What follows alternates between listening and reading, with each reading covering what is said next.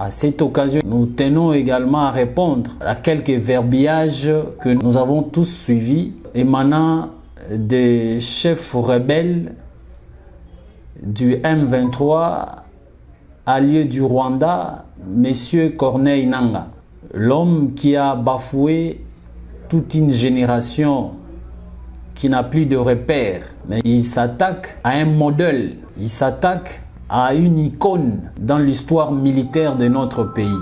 Il s'agit du lieutenant-général Luboyankan Chamadjoni. Monsieur Corneille Nangaa, dans sa folie, il est reconnu pour ses verbiages en disant que le commandant suprême des forces armées, Félix Tshisekedi Tshilombo, a installé le gouverneur militaire, lieutenant-général Luboya Ituri, parce qu'il est son frère. Nous voulons d'abord lui rappeler que par rapport à tous ces verbiages, nous avons retenu quelques points que nous allons répondre rapidement pour que l'opinion puisse comprendre que le temps de tromper les gens est déjà passé.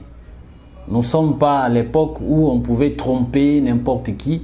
Aujourd'hui, la population a eu une grande maturité et surtout en Ituri, pendant cette période de l'état de siège, 4 ans déjà, la population iturienne a compris qui est avec eux, qui n'était pas avec eux. Aujourd'hui, la population iturienne sait réellement que l'Ituri constitue pour le commandant suprême l'âme sœur du commandant suprême. Cela est incarné ici en Ituri par le lieutenant-général Luboya par rapport à la vie sécuritaire du développement de la province de l'Ituri. Je vais le rappeler que nous avons trouvé l'Ituri dans une situation de non-état. Aujourd'hui, l'Ituri se redresse. Nous avons fait renaître l'Ituri. Pendant cette période de l'état de siège, nous avons restauré l'autorité de l'État. C'est avec le lieutenant-général Luboya. Et la population est témoin. Pendant ces temps, vous buvez, vous jouez avec la République. La nomination du gouverneur militaire, avant cela, il était commandant première zone de défense. Il dirigeait plus de 10 provinces. Vous le savez. Et donc, il n'était pas chômeur. Il travaillait sous le drapeau. Vous devez être informé. Deuxièmement, vous parlez des pillages et qu'il a été installé pour piller avec la famille du commandant suprême. Vous devez savoir, Monsieur Nangaa, que c'est vous les pilleurs, c'est vous les tueurs, c'est vous les déstabilisateurs. Vous avez voulu déstabiliser la province en créant un mouvement CRP Zaïre de Thomas Lubanga, qui est votre allié. C'est lui qui pillait à Mabanga. C'est lui qui exploitait l'or, le mine, qui prenait ça et donnait aux étrangers, vous, avec vos collaborateurs. Il exploitait illégalement l'or de la province de l'Ituri. À Iga Barrière, à Lopa, à Nizi, à Mabanga.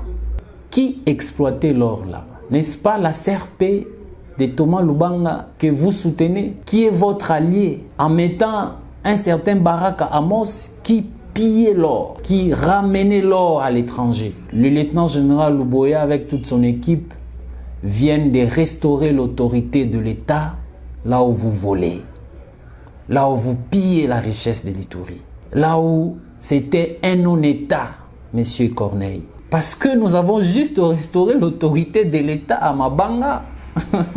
C'est ça les agitations.